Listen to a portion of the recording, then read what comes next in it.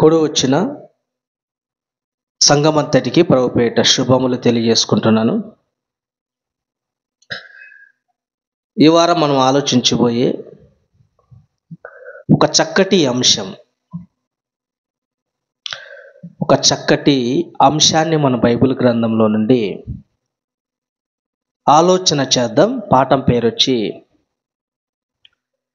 భక్తిహీనుడి భార్య నేర్పిన బ్రతుకు పాఠం. భక్తిహీనుడి భార్య నేర్పిన బ్రతుకు పాఠం. ఇంతకు ఎవరు ఆ భక్తిహీనుడు? ఆ భక్తిహీనుడు భార్య మనకు ఏ బ్రతుకు నేర్పుతుంది? ఎలాంటి బ్రతుకు పాఠాన్ని మనకు నేర్పుతుంది అన్నది మన బైబిల్లోనికి వెళ్ళి ఆలోచన చేయగలిగితే, ప్రియులరా, బైబిల్ గ్రంథములో రాయబడిన పాత నిబంధన కాలం అయితేనేమి, కొత్త నిబంధన కాలం అయితేనేమి, భక్తుల జీవితాలు మనకి ఒక పాఠం. భక్తులు నేర్పిన పాఠం చూసి, భక్తుల జీవితాన్ని చూసి మనము ఎలా భక్తిగా జీవించాలో, మనం భక్తిగా ఎలా బ్రతకాలో మనం వాళ్ళని చూసి నేర్చుకోవాలి. అలాగే భక్తిహీనుడి పాఠాన్ని చూసి భక్తిహీనులు ఎలా బ్రతికారు, వాళ్ళు దేవుని విరోధముగా బ్రతికి దేవుని నుంచి ఎలాంటి శాపాన్ని కొని తెచ్చుకున్నారు, ఆ భక్తిహీనులు చూసి మనము కూడా ఈ విధంగా మనం బ్రతకూడదు అని ఒక చక్కటి గుణపాఠాన్ని నేర్చుకోవాలని బైబిల్ గ్రంథంలో దేవుడు చక్కగా ఆయా కాలాలలో ఆ భక్తుల బ్రతుకు విధానాన్ని చక్కగా బైబిల్ గ్రంథములో పొందుపరిచి మనకిచ్చాడు. ఒకసారి కొరింథీయులకు రాసిన మొదటి పత్రిక 10వ అధ్యాయము 11, 12 వచనాలు చూడగలిగితే, కొరింథీయులకు రాసిన మొదటి పత్రిక 10వ అధ్యాయము 11, 12 వచనాలు చూడండి ఒకసారి.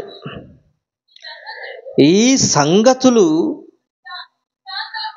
దృష్టాంతములుగా వారికి సంభవించి యుగాంతమందున్న మనకు బుద్ధి కలుగుటకై రాయబడెను.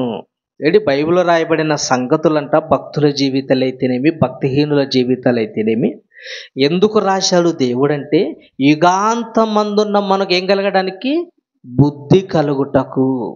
యుగాంతమందున్న మనకంటే యేసుక్రీస్తు రెండవ రాకడికి సిద్ధపడుతున్నాం మనము. యేసుక్రీస్తు రాకడతో ఈ లోకమంతా నాశనం అయిపోతుంది. అంటే చివరి దశలో, అంత్యకాలపులో ఉన్న మనకు, యుగాంతమందున్న మనకు బుద్ధి కలుగుటకై ఈ సంగతులు దేవుడు రాయిచ్చాడు. తర్వాత కింద మాట, తాను నిలుచుచున్నానని తలంచుకొనువాడు పడకుండునట్లు, తాను నిలుచుచున్నానని తలంచుకొని పడకుండునట్లు జాగ్రత్తగా చూసుకొనవలెను. ఎలా చూసుకోవాలి? ఇదిగో సంఘంలో నీ భక్తి ఎలా ఉంది, నీ జీవితం ఎలా ఉంది, గృహంలో నీ జీవితం ఎలా ఉంది, నీ భక్తి ఎలా ఉంది, సమాజంలో నీ భక్తి ఎలా ఉంది. నువ్వు పడిపోకుండా ఇదిగో భక్తులను మనం చూడాలి. భక్తుల జీవితాలను మన కళ్ళ ముందు పెట్టుకుంటే మనం ఇంకా పడిపోకుండా జాగ్రత్తగా చూసుకుంటాం. ఓకే, ఆలోచిద్దాం. అయితే ఇంతకు ఈ భక్తిహీనుడి భార్య మనకి ఏం పాఠం నేర్పుతుంది? ఇంతకు ఎవరీమె? అసలు ఈమె భర్త ఎవరు? ఆ భక్తిహీనుడు అంటే ఎలాంటి వాడు, ఎంత దుర్మార్గుడు అన్నది మనం ఆలోచన చేయగలిగితే, ప్రియులరా, సమూయేలు మొదటి గ్రంథం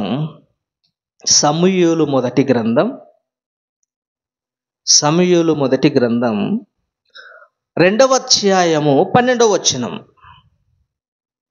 సమూయేలు మొదటి గ్రంథం 2వ అధ్యాయము 12వ వచనం. ఏలీ కుమారులు యెహోవాను ఎరగని వారై మిక్కిలి దుర్మార్గులై ఉండిరి. అంటే ఎవరంటే వీళ్ళు? ఈ భక్తిహీనులు ఎవరంట? ఏలీ కుమారులు. ఏలి ఎవరు? ఒక గొప్ప యాజకుడు, దేవుని సేవ చేసే ఒక సేవకుడు, ఏంటి, ఒక దైవజనుడు. ఒక యాజకుడి గర్భాన్ని ఎవరు పుట్టారంట? 2 కుమారులు పుట్టారు. ఎవరు? వాళ్ళ పేరేం పేరంట? హోప్ని, ఫినెహాస్. హోప్ని, ఫినెహాస్ అనే 2 ఈ భక్తిహీనులు ఒక భక్తుడి గర్భాన పుట్టిన దుర్మార్గులు. అంటే ఎలాంటి వాళ్ళు వీళ్ళు అని ఆలోచన చేయగలిగితే ఏంటి, ఈ దుర్మార్గులు ముందు ఈ భక్తిహీనుడి భార్య నేర్పే బ్రతుకు పాఠాన్ని గురించి కంటే ముందుగా, ఆ స్త్రీ, ఆ తల్లి నేర్పే పాఠం కంటే ముందుగా, ఈ దుర్మార్గులు ఎలాంటి వాళ్ళు? ఈ ఏలి కుమారులు ఉన్నారే 2, ఈ హోప్ని, ఫినెహాస్ ఉన్నారు కదా, వీళ్ళ జీవితం ఏంటి, వీళ్ళు బ్రతకేంటి, వీళ్ళు ఈ విధి విధానాలు ఏంటో ఆలోచించి వీళ్ళు ఎంత దుర్మార్గులు, ఎంత ఎంత దౌర్భాగ్యులు అన్నది మనం ఆలోచన చేయగలిగితే, మొదటగా అంట ఏలి కుమారులు ఎలాంటి వాళ్ళని చదవనమాట. 12వ వచనం. ఏలి కుమారులు యెహోవాను ఎరగని వారై. ఏలి కుమారులంట యెహోవాను ఎరగని వారై మిక్కిలి దుర్మార్గులై. మిక్కిలి దుర్మార్గులై. ఇందులో మొదటగా వాళ్ళకు ఉన్నటువంటి లక్షణాల గురించి ఆలోచన చేయగలిగితే, ఈ ఏలి కుమారులకు ఎవరు తెలియదంట? యెహోవా తెలియదు. ఏంటి, యెహోవా తెలియదా? వాళ్ళ తండ్రి గారు ఏంటి మందసములో, దేవుని గుడారములో, దేవుని మందిరములో ఏంటి సేవ చేస్తున్నప్పటికీ ఆ సేవ విధానము, దేవుడికైతే తండ్రి సేవ చేస్తున్నాడో, ఎవరికైతే యాజకత్వం జరిగిస్తున్నాడో ఆ దేవుడు వీళ్ళకు తెలియదంట. తెలియదా? తెలియదండి. తండ్రి ఏమో గొప్ప సేవకుడు, కానీ కుమారులేమో పనికి మాలిన వాళ్ళు. తండ్రి ఏమో భక్తిపరుడు, కుమారులేమో భక్తిహీనులు. అంటే దేవుడు తెలియదా? తెలియదండి. అంటే యెహోవా అన్న పేరు తెలుసు, కానీ యెహోవాను గూర్చి పూర్తి వివరణ వాళ్ళకి తెలియదు. అంతే కదండి. నా పేరు ఎవరికో తెలుసు, ఎవరికైనా తెలుసు, కానీ నా గురించి తెలియాలంటే ఎవరు తెలుస్తుంది? నా కుటుంబానికి తెలుస్తుంది, సంఘములో ఉన్న వాళ్ళకు తెలుస్తుంది. ప్రధాని మోడీ గారు, ఆ పేరు అందరికీ తెలుసు. తెలుసా? అందరికీ తెలుసు. ఇప్పుడు మోడీ గారు గురించి తెలియాలంటే ఎవరిని అడగాలి? ఆయనతో ఉన్న వాళ్ళని అడగాలి, ఆయనతో తిరిగిన వాళ్ళని అడగాలి. అలాగే ఏలి కుమారులకు దేవుడు యెహోవా అన్న పేరు తెలుసు, కానీ యెహోవాకున్న లక్షణాలు ఏంటి, దేవుడికున్న గొప్పతనం ఏంటి, ఆయన ఎవరు, మనకి ఏమవుతాడు, మనల్ని దేవుడు ఎందుకు కాపాడాడన్న సంగతి ఏలి కుమారులకి తెలియదు. అంతే కదండి. ఈరోజు ప్రపంచానికి యేసుక్రీస్తు ఎవరు అన్న సంగతి తెలుసా? తెలుదా? అందరికీ తెలుసు. ప్రపంచానికి యేసుక్రీస్తు అని తెలియని వాడు భూమి మీద ఎవరు లేరు. కానీ ఏమి తెలియదు ప్రపంచానికి? యేసుక్రీస్తు లక్షణాలు తెలియదు. యేసుక్రీస్తు అన్న పేరు తెలుసు, కానీ యేసుక్రీస్తు లక్షణాలైన ఆయన ఏం చేశాడు, మన కొరకు ప్రాణం ఎందుకు పెట్టాడు, ఎందుకు రక్తం కాల్చే వచ్చింది, ఎందుకు ఈ భూమి మీదకి రావాల్సిన పరిస్థితి ఏర్పడింది అన్న సంగతులు ప్రపంచానికి తెలియదు. కానీ ఏలి కుమారుల కంట యెహోవా ఎవరో తెలియదు. ఎంత దుర్మార్గులండి.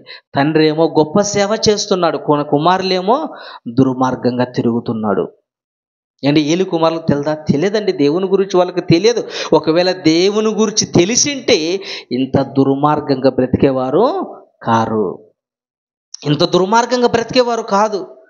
దేవుడు మా తండ్రి అని, యెహోవాయే మా దేవుడని, ఇశ్రాయేలు ప్రజలుగా ఉన్న మమ్మల్ని ఐగుప్తు నుండి కానానుకు నడిపించిన దేవుడు యెహోవా అని, ఏంటి మాకు ఆహారం పెట్టిన గొప్ప దేవుడు అని, ఎన్నో అద్భుతాలు చేసిన దేవుడు అన్న సంగతి ఈ కుమారులకి తెలియదండి. తెలియదు ప్రియులరా. కనుక ఇలాంటి దుర్మార్గులుగా బ్రతుకుతున్నారు వీళ్ళు. ఈరోజు కూడా సమాజంలో చూడండి, తండ్రి ఏమో గొప్ప సేవ చేస్తుంటాడు, కానీ కుమారులేమో దుర్మార్గంగా, ఏంటి చిల్లరిగాళ్ళగా, చిల్లరి వేషాలు వేసుకుంటూ జూలైగా బయట తిరుగుతూ ఉంటారు. తండ్రి ఏమో దేవుని మందిరంలో గడిపితే కుమారులేమో సినిమా థియేటర్లోను, సమాజంలోను, క్లబ్బుల్లోను తిరుగుతూ ఈరోజు విలాసవంతమైన జీవితాన్ని గడుపుతున్నారు ప్రియులరా. కనుక ఈరోజు నిజంగా ఆలోచన చేయగలిగితే ప్రియులరా, గొప్ప దైవజనుడు, గొప్ప యాజకుడు గర్భాన పుట్టిన దుర్మార్గులు వీళ్ళు. ఇంకా ఎలాంటి దుర్మార్గుల గురించి ఆలోచన చేయగలిగితే ఏంటి, ఎలాంటి దుర్మార్గులు తర్వాత చదవండి 12వ వచనం. సమూయేలు మొదటి గ్రంథం 2వ అధ్యాయం 12వ వచనం. ఏలి కుమారులు యెహోవాను ఎరగని వారై మిక్కిలి దుర్మార్గులై ఉండిరి. మిక్కిలి దుర్మార్గులు అనట్లేదు అక్కడ, ఏమంటున్నాడు? మిక్కిలి దుర్మార్గులై ఉన్నారు, మిక్కిలి దుర్మార్గులై ఉండిరి. ఎంత మంచి మాట అండి అది. మిక్కిలి దుర్మార్గులు కాదట వాళ్ళు. ఎలాంటి వాళ్ళంట? మిక్కిలి దుర్మార్గులు. అంటే వాళ్ళంటి పనికి మాలోళ్ళు ఎవరే కానీ లేరు. ఎంత క్యారెక్టర్ అండి, ఎలాంటి క్యారెక్టర్ అండి ఏలి కుమారులకి. వాళ్ళ క్యారెక్టర్ గురించి, వాళ్ళ లక్షణాల గురించి ఆలోచిస్తే మొదటి లక్షణం ఏంటంట? యెహోవా ఎవరో తెలియని వాళ్ళ జీవితం, వాళ్ళ బ్రతుకు అలాంటిది. ఇక రెండో క్యారెక్టర్ ఏంటంట? మిక్కిలి దుర్మార్గులు. ఏంటి దుర్మార్గులు అండి. నిజంగా ఒక సేవకుని గర్భాన, ఒక యాజకుని గర్భాన పుట్టిన వీళ్లకు తండ్రి మనసు, తండ్రి లక్షణాలు కుమారులకి రాలేదు. అప్పుడప్పుడు అంటారండి, వీళ్ళ నాన్నేమో గొప్పోడు, వీళ్ళ నాన్నేమో మంచోడు, కానీ వీడేమో పరమనీచుడు అంటూ ఉంటారు. కానీ ఈ ఏలి కుమారులకంట దుర్మార్గులంట. ఏంటి దుర్మార్గులంటే? చేయరాని కార్యక్రమాలు చేసేవారు. పలానా లక్షణాలు వీరిలో లేవనడానికి లేదు. అంటే అన్ని లక్షణాలు వారిలో ఉన్నాయి, చెడు లక్షణాలు. ఇంత దుర్మార్గులండి వీళ్ళు, ఇంత దుర్మార్గులు. మిక్కిలి దుర్మార్గులై ఉండి అంటే వీళ్ళకున్న రెండో లక్షణం ఏంటి? మిక్కిలి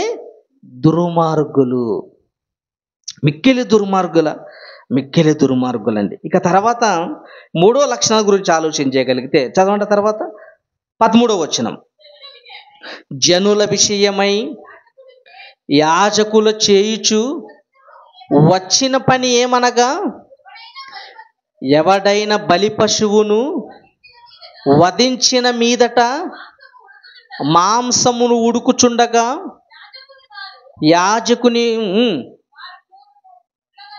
3 ముండ్ల గల కుంకిని తీసుకొని వచ్చి బొరుసులోను తపేలలో గాని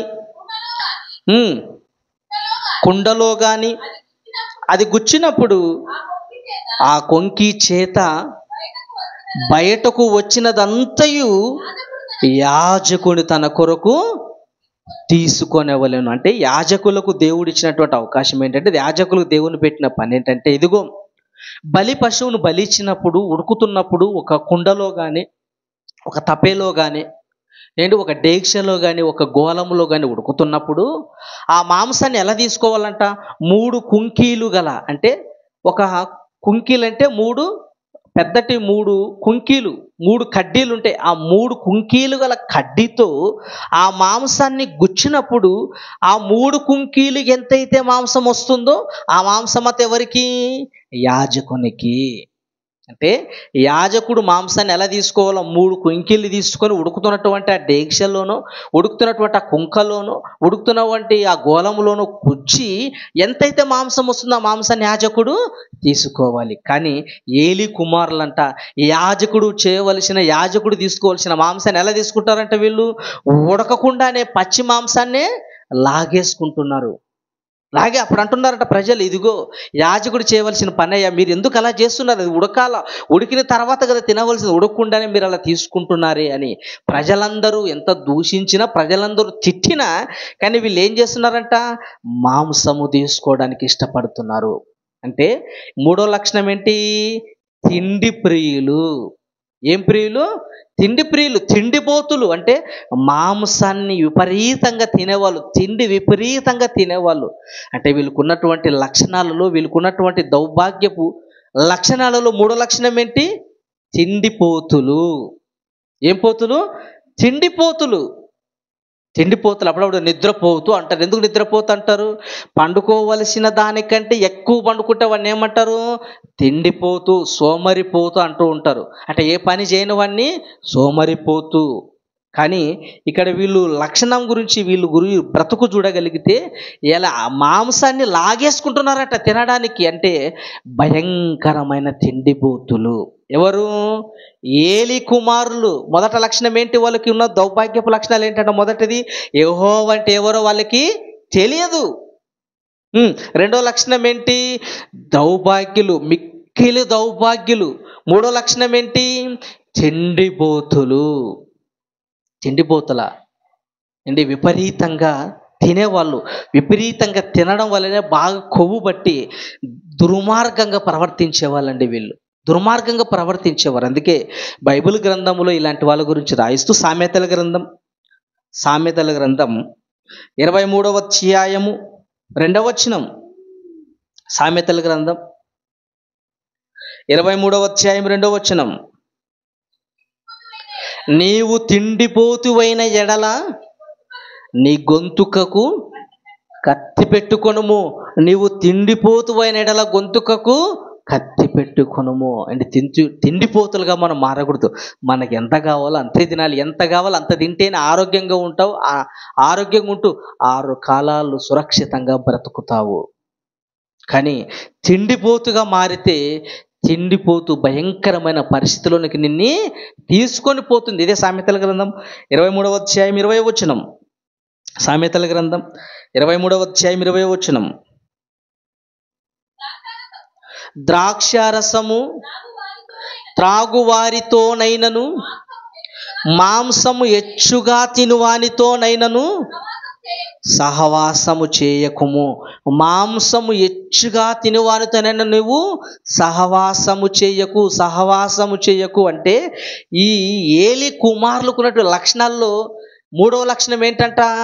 తిండిపోతులు. భయంకరమైన మాంసాన్ని భయంకరంగా తినేవాళ్ళు.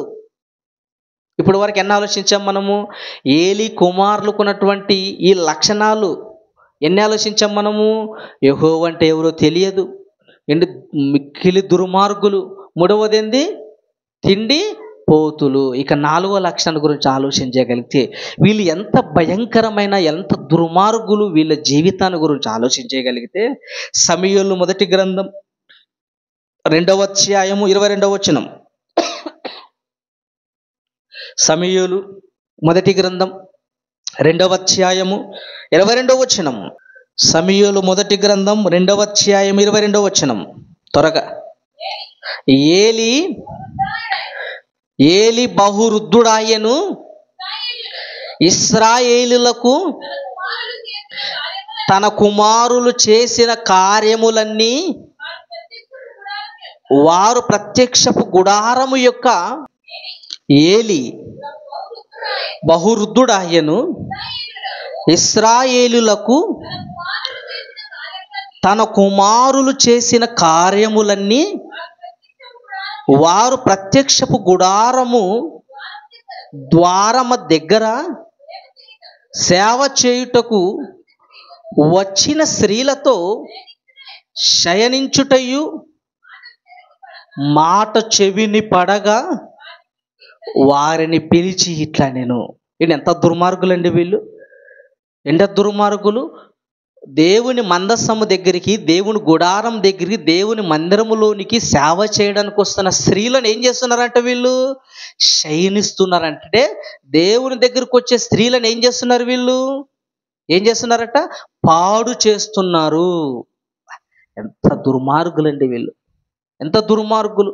దేవుని సేవ చేయడానికి వస్తున్న స్త్రీలను, దేవుని మందిరములకు వస్తున్న స్త్రీలను పాడు చేస్తున్నారంటే సేవకుని కుమారులకు ఉండవలసిన లక్షణాలు అంటారేవి? ఇంత దుర్మార్గంగా వీళ్ళు ప్రవర్తిస్తుంటే, ఇంత దుర్మార్గంగా వీళ్ళు జీవిస్తుంటే తండ్రి చెవిన పడిందంట. తండ్రి అప్పటికి ఎలా ఉన్నాడు? ఆయన ఏలి గారు వయసు ఎంత అప్పటికి? వృద్ధాప్యంలో ఉన్నాడు. వృద్ధాప్యంలో ఉన్న ఆయన చెవిన పడగానే బాధపడ్డాడండి. ఆలోచించి ఏలి కుమారులు పిలిపించి ఏం చేశాడు తెలుసా? మీరు చేస్తున్న పని ఏంట్రా? మీరు చేస్తున్న పని ఏంటి? దేవుని మందిరములో గడపవలసిన మీరు, దేవుని మందిరంలో దేవుని మాటలు వినవలసిన వీరు, దేవుని సేవ చేస్తున్న నాకు సహకారులుగా ఉండవలసిన మీరు ఇంత దుర్మార్గంగా ప్రవర్తిస్తారా? ఇంత నీచంగా ప్రవర్తిస్తారా? ఇంత దిగజారిపోతారా మీరు? దేవుని మందిరంకి వచ్చే స్త్రీలను పాడు చేస్తారా మీరని గద్దించాడండి. గద్దించిన వాళ్ళు వినలేదు, హెచ్చరించినా కూడా వాళ్ళు వినలేదు. అంటే వీళ్ళు ఎంత దుర్మార్గం అంటే, వీళ్ళు తారస స్థితి ఎక్కడికి వెళ్ళిపోయిందంటే పూర్తిగా విరుద్ధం అయిపోయిందండి. పూర్తిగా మారిపోయినారు. అంటే క్యాన్సర్ ఫస్ట్ స్టేజ్లో ఒక డోస్ వేస్తే బాగవుతుంది, 2వ స్టేజ్లో డోస్ వేస్తే బాగుతుంది, ఫైనల్ స్టేజ్ పోయినావు అనుకో నీకు ఎన్ని డోసులు వేసినా నయం అవ్వదు. అలాంటి పరిస్థితి అండి వీళ్ళకి. దుర్మార్గంగా మిక్కిలి దుర్మార్గులు అన్నాడు దేవుడు. అందుకే అంటే ఇంత దుర్మార్గుల వీళ్ళు, ఈయన ఇంత దుర్మార్గం బ్రతుకుతున్నారా వీళ్ళు? నిజమండి, ఏలి కుమారులు ఇంత దుర్మార్గులు. యెహోవా అంటే ఎవరో వాళ్ళకి తెలియదు, మిక్కిలి దుర్మార్గంగా ప్రవర్తించే వాళ్ళు. మూడవది ఏంది? తిండిపోతులు. నాలుగో లక్షణం ఏంది? దేవుని మందిరం దగ్గరకు వచ్చే సేవ చేయడానికి వచ్చే స్త్రీలను పాడు చేస్తున్నారు, పాడు చేస్తున్నారు. ఏంటి ఇలాంటి దుర్మార్గంగా బ్రతుకుతున్న వీళ్లకు, ఇలాంటి దుర్మార్గ స్థితిలో బ్రతుకుతున్న ఇలాంటి కుమారులకు, ఏలి కుమారులకు ఒకనికి వివాహమైంది. ఆ ఒకడెవరో తెలుసా? ఫినెహాస్. ఆ ఫినెహాసుకు వచ్చిన భార్య గురించే మనం ఈరోజు నేర్చుకుంటున్నాం పాఠం.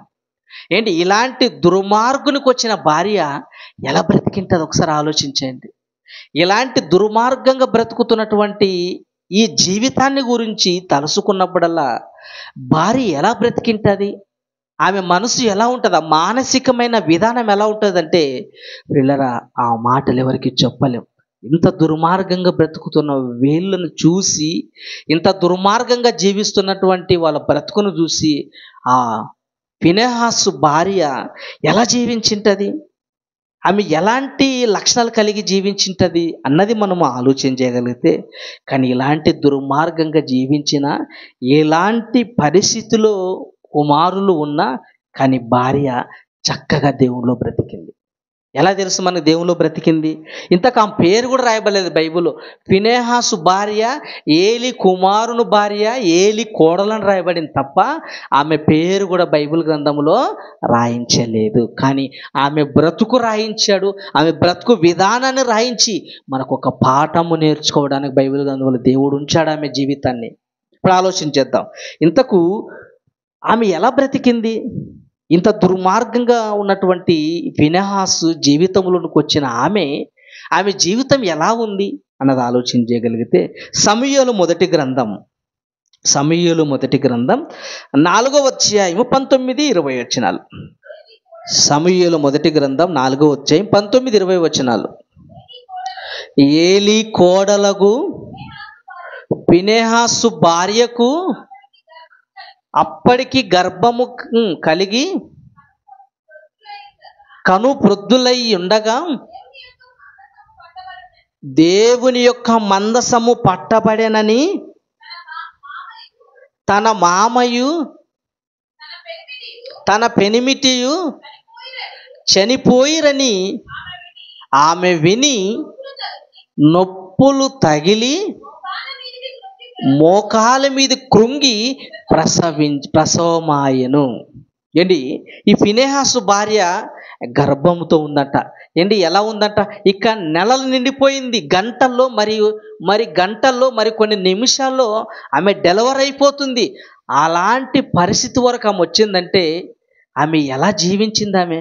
నిజంగా అండి, ఇలాంటి దుర్మార్గుని వివాహం చేసుకున్న ఆమె భక్తి జీవితం చక్కగా కొనసాగించిందంటే ఈమె ఏం చేసింది? సహించింది. ఏం చేసింది ఆమె? సహించిందండి. సహించింది గనకనే ఫినెహాసుతో కాపురము చేసింది. ఏం చేసింది ఆమె? సహించింది గనకనే ఫినెహాసుతో కాపురం చేసింది. అంటే నిజంగా ఈమెలో ఉన్న లక్షణం ఏంటంట? ఈమె సహించే లక్షణము. సహించే లక్షణం అండి. భర్త ఇంత దుర్మార్గుడు, యెహోవా అంటే తెలియని వాడైనా, దుర్మార్గంగా ప్రవర్తించిన, తిండిపోతిగా మారిపోయిన, దేవుని మందిరంలోనికి వచ్చిన స్త్రీలను పాడు చేస్తున్న ఆమె విని సహించిందండి. ఈరోజు చూడండి, చాలామంది భార్యలు సహిస్తున్నారా భర్తని? అంటే ఎనుక వేసుకురావడం కాదు, కానీ భర్త ఏమి చేసినా, ఈరోజు చిన్న తప్పు తాగుతున్నాడు అనుకో, ఇదిగో నా భర్త తాగుతున్నాడని పెద్దల్ని పిలిపించి, తల్లిదండ్రులు పిలిపించి, పంచాయతీసి విడాకులు తీసుకునే వాళ్ళు మనకు కనపడతారేమో, కానీ నిజంగా ఈ స్త్రీ తల్లి మహాభక్తురాలు గురించి ఆలోచన చేయగలిగితే, భర్త దుర్మార్గంగా ప్రవర్తించినా, దేవుడంటే తెలియకపోయినా, ఏంటి తిండిపోతుగా మారిపోయినా, వచ్చిన స్త్రీలను పాడు చేసినా, కానీ ఈ స్త్రీ ఎంతో చక్కగా తన భక్తిని తాను కాపాడుకుంటూ వచ్చింది. సహించిందంటే ఎంత గొప్ప లక్షణం అండి. సహించింది. కానీ దేవుణ్ణి దూషించి కూడా దూషించలేదండి. దేవుణ్ణి దూషించలేదు. ఇదిగో దేవుడా నాకు ఇలాంటి భర్తనిచ్చావా, ఇదిగో దేవుడా నాకు ఇలాంటి వారిని ఇచ్చావా అని దూషించలేదండి. ఈరోజు మనం చూడండి, చిన్ని కష్టం రాగానే దేవుడా నాకు ఇలాంటి భర్తను నాకు అనుగ్రహిస్తావని దేవుని దూషించే వాళ్ళు కనపడతారేమో, కానీ భర్తకు ఇలాంటి లక్షణాలు, చెడు లక్షణాలు, ఇన్ని గొప్ప లక్షణాలు ఉన్నప్పటికీ ఆమె ఒక్క మాట కూడా దేవుణ్ణి దూషించలేదు. సహించింది, ఓదార్చుకుంది, ఓర్పు కలిగి బ్రతికింది.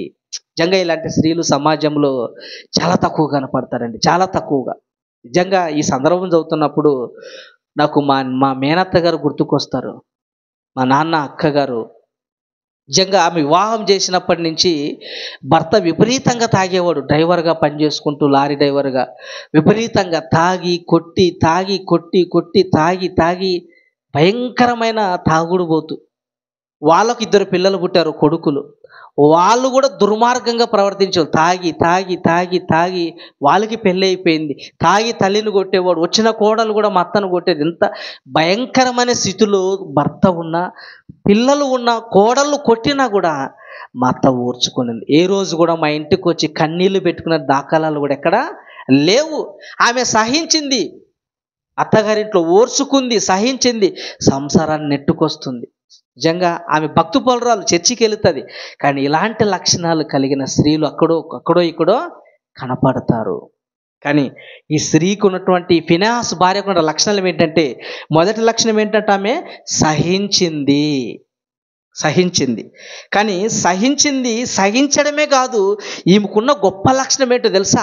అప్పటికి మామ చనిపోయాడు, అప్పటికి భర్త చనిపోయాడు, అప్పటికి మరిది చనిపోయాడు. భావనో మరిది దగ్గర రాయబడలేదు, కానీ మరిది చనిపోయాడు. వీళ్ళు చనిపోయినా కూడా ఆమె బాధపడలేదు. చాలామంది బాధపడతారు, ఇదిగో నా భర్త దుర్మార్గుడు, కానీ చనిపోయాడు, పీడ విడగలైపోయిందని ఆనందపడే వాళ్ళు మనకు కనపడతారు. కానీ ఈమె ఒక్క మాట కూడా అనలేదు. ఈమె బాధను పడలేదు, ఈమె సంతోషము పడలేదు. చచ్చిపెడితే పీడ పోయిందని సంతోషించలేదు ఆమె. మనం అనుకుంటాం అప్పుడప్పుడు, ఇదిగో నీ భర్తని టార్చర్ పెడతాడు కదా, చనిపోయాడు, పీడ విడుదలైంది పో అంటారు, నీ విముక్తి జరిగింది అంటారు. కానీ అంత దుర్మార్గంగా ప్రవర్తించిన వాళ్ళు చనిపోయినా కూడా ఈమె సంతోషించలేదు, బాధను పడలేదు. అయితే ఈమె దేని గురించి ఆలోచించాలి చూడగలిగితే, ఒక పక్క మామ చనిపోయాడు, ఒక భర్త చనిపోయాడు. వీళ్ళు చనిపోయిన ఏడవని ఈమె, వీళ్ళు చనిపోయిన బాధపడని ఈమె, వీళ్ళ గురించి ఆలోచించని ఈమె ఒకరి గురించి ఆలోచిస్తుంది. చూడండి, ఆ మాట చదవండి. సమూయేలు మొదటి గ్రంథం 4వ అధ్యాయము 21-22.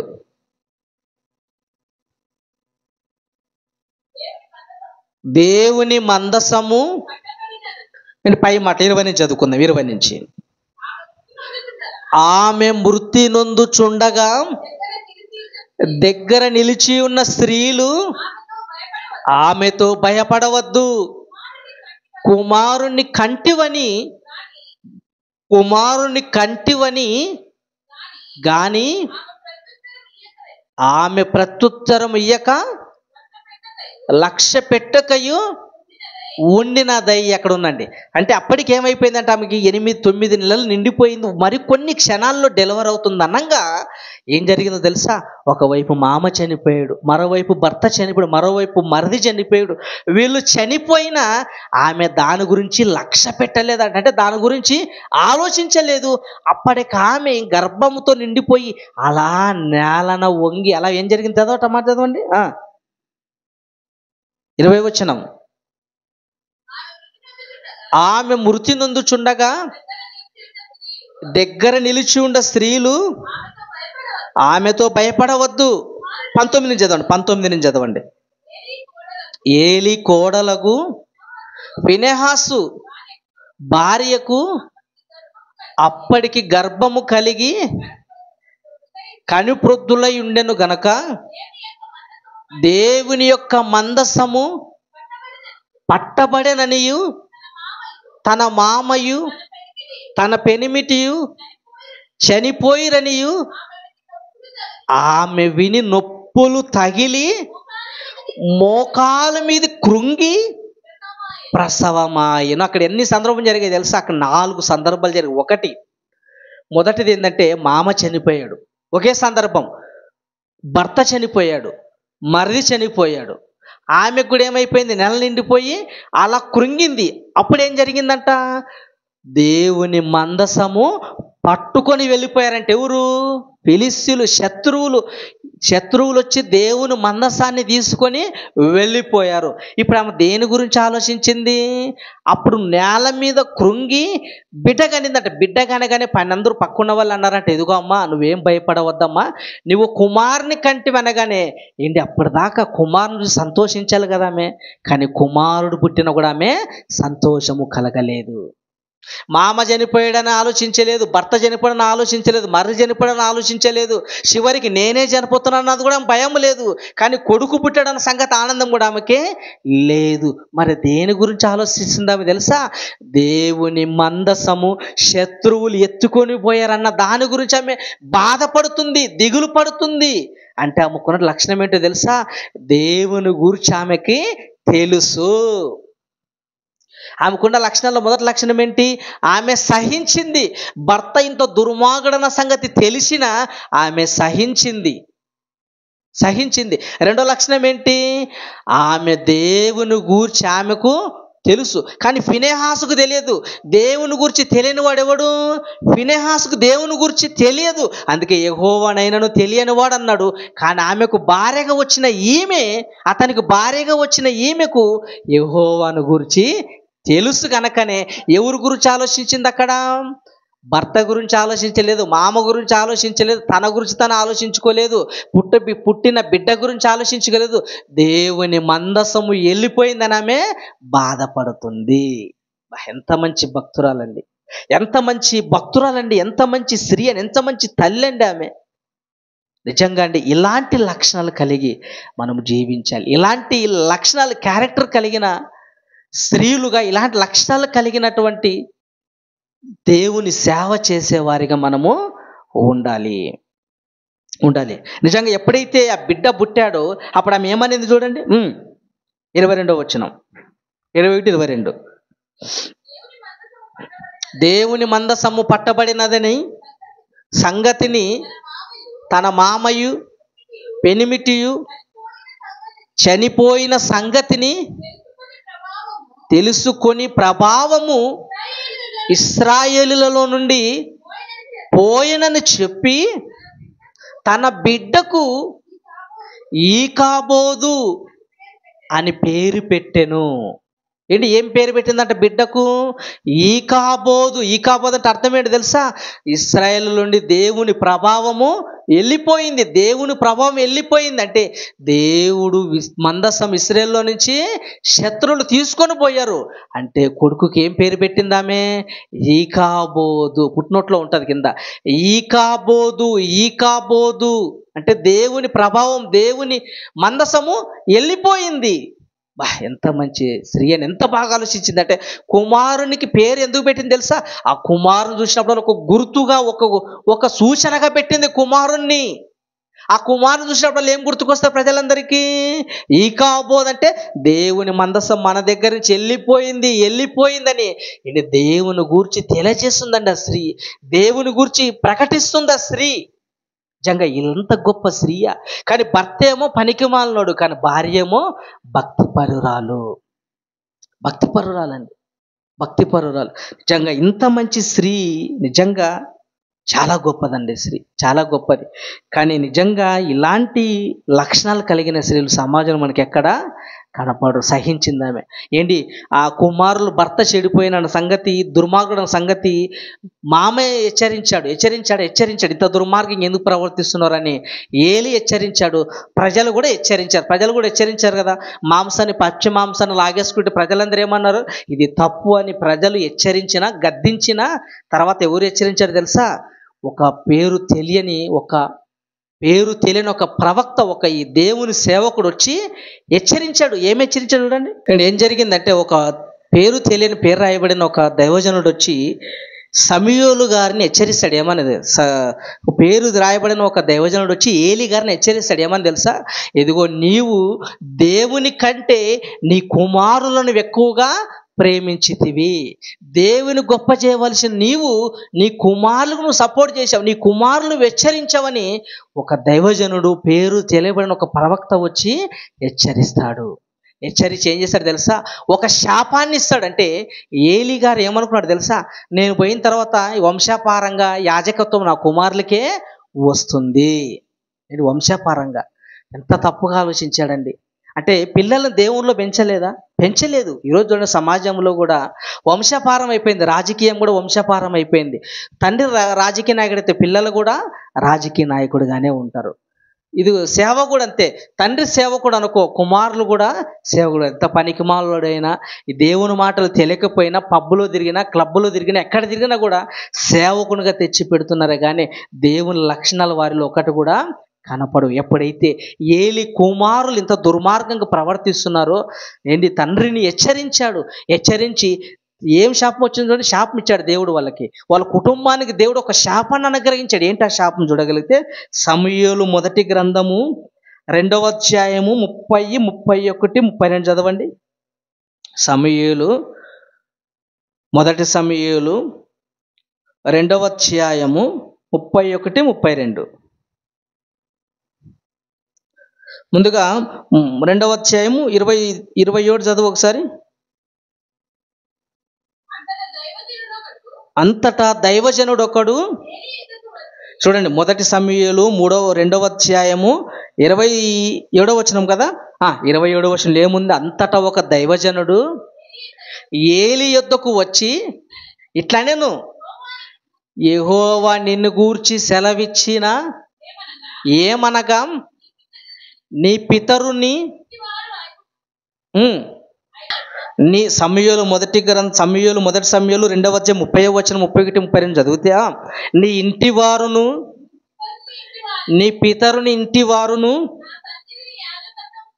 నా సన్నిధిని ఇంట యాజకత్వము జరిగించుదురని యెహోవా ఆజ్ఞ ఇచ్చి ఉన్నాడు. ఇప్పుడు అది నా మనస్సునకు కేవలం ప్రతికూలమైనది.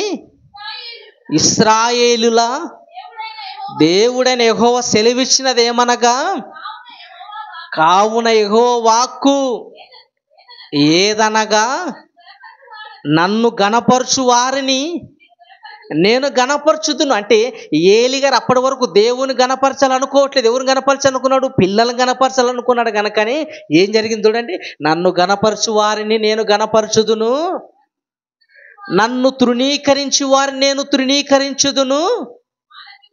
ఆలకించుము, రాగల దినములలో నీ బలమును, నీ పితరుల ఇంటి బలమును నేను తక్కువ చేదును. నీ ఇంటి ముసలివారు ఒకడు లేకపోవుట యెహోవా ఇశ్రాయేలులలో. చాలండి. అంటే దేవుడు ఏం శాపం ఇచ్చాడు ఏలి కుటుంబానికి? వృద్ధాప్యం, ముసలితనం వచ్చే వరకు ఎవరు కూడా బ్రతకరు. వృద్ధాప్యం వచ్చే వరకు ఎవడు కూడా బ్రతకడు అని ఒక శాపాన్ని దేవుడు ఇచ్చాడండి ఆ కుటుంబానికి. ఈరోజు మనం కూడా ఇలాంటి శాపాలు గురవ్వకూడదు. దేవునికి ఇష్టంగా బ్రతకాలి. దేవుడు మెచ్చిన రీతిగా మన భక్తి ఉండాలి. దేవుని గొప్ప చేసేవారుగా ఉంటే దేవుడు మనల్ని గొప్ప చేస్తాడు. దేవునికి ఇష్టమైన వారు బ్రతికితే దేవుడు మనకిష్టమైన రీతిగా దేవుడు మనల్ని ఉంచుతాడు. కానీ నిజంగా ఎంత మంచి భక్తురాలండి ఈ ఫినెహాసు భార్య. ఈమెకున్న లక్షణాలు ఏంటంట? మొదటి లక్షణం ఏంటంటే ఈమె భర్తను సహించింది. రెండో లక్షణం ఏంటంటే ఈమె దేవుని గురించి ఈమెకు తెలిసింది కనుక దేవుని మందస్సం గురించి ఈమె ఆలోచించింది. ఇక మూడో లక్షణం ఏంటి? ఈమెకున్న మూడో లక్షణం ఏంటి తెలుసా? ఈమె దేవుణ్ణి గొప్ప చేసింది. అందుకే భర్త చనిపోయినా, మామ చనిపోయినా, కొడుకు పుట్టిన సంతోషించని బాధపడని ఈమె దేవుని గూర్చి ఆలోచించింది కనుకనే దేవుని గొప్ప చేయాలని ఇదిగో తన కొడుకు ఏం పేరు పెట్టింది? ఈకాబోదు అని పేరు పెట్టింది. నిజంగా ఇలాంటి ఉత్తమురాలు, ఇలాంటి భక్తిపరురాలు ఒక భక్తిహీనుకు భార్యగా ఉన్న భక్తిగా బ్రతికింది. ఈరోజు మనం కూడా మన భర్తలు తాగుబోతుల, తిరుగుబోతుల, తిండిబోతుల ఉన్నా కూడా మనం ఏం చేయాలి తెలుసా? మన పవిత్ర భక్తిని బట్టి మనం ఏం చేయాలి? భర్తను దేవునిలోనికి రాబట్టాలి.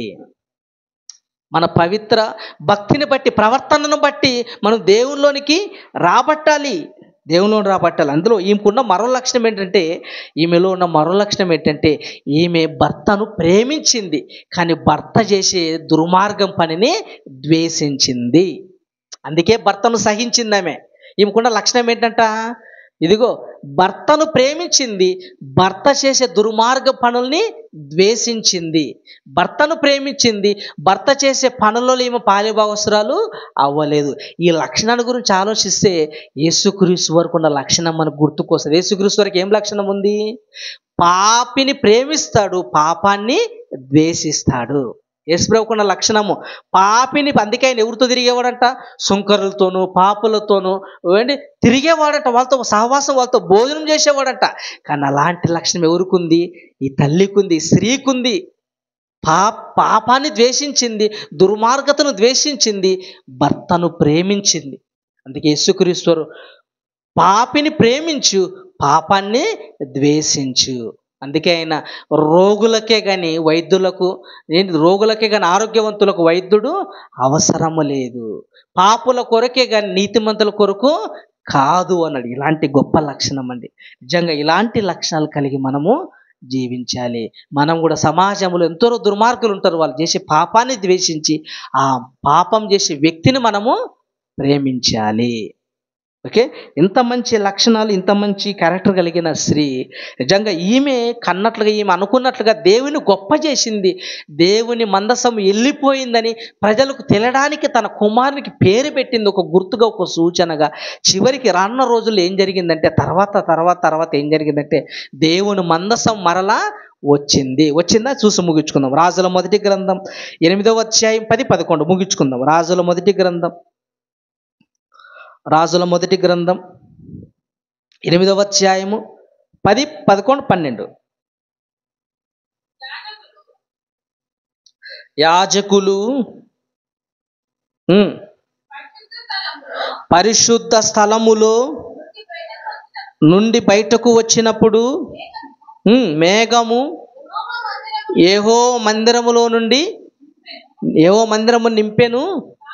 కాబట్టి యెహోవా తేజో మహిమ యెహోవా మందిరములో నిండుకొనగా. వచనంలో చూడగలిగితే దేవుని మందసము, దేవుడు మరలా వచ్చినట్లుగా మనం చూడగలము. గనక భక్తిహీనుడి భార్య నేర్పిన బ్రతుకు పాఠం. నేను సమాజంలో ఎంత దుర్మార్గంగా ఉన్నా నీవు భక్తిగా బ్రతుకు. నీ భర్త ఎంత దుర్మార్గంగా ఉన్నా వీలైతే ప్రేమించి మార్చు, అంతేగాని నీవు దేవుని దూషించద్దు. ఏంటి, భర్తను దేవుళ్ళు రావడానికి నువ్వు ప్రయత్నం చేయి. భర్తను వదిలిపెట్టకుండా చక్కగా నీ భక్తి జీవితాన్ని కాపాడుకొని నువ్వు బ్రతకాలి. చక్కటి పాఠం నిజంగా ఈ ఫినెహాసు భార్య మనకొక బ్రతుకు పాఠం. ప్రార్థన చేసుకుందాం. దయగలిగిన మా తండ్రి, చక్కటి పాఠాన్ని మాకు నేర్పించారు తండ్రి. ఫినెహాసు భార్య మామ చనిపోయినా, భర్త చనిపోయినా, మరిది చనిపోయినా అంత దుర్మార్గంగా భర్త బ్రతికినప్పటికీ ఆమె భక్తి జీవితాన్ని కాపాడుకుంది, మిమ్మల్ని గొప్ప చేసింది నాయన. మేము కూడా నాయన బ్రతుకున్న దినాలలో మరణించే చివరి దినం వరకు మిమ్మల్ని గొప్ప చేసి, మిమ్మల్ని మహిమపరిచి మీ కొరకు బతికే భాగ్యాన్ని మాకు అందరూ ప్రసాదించమని క్రీస్తు పేరట ప్రార్థన అడుగుచున్నాం తండ్రి. ఆమేన్, ఆమేన్, ఆమేన్.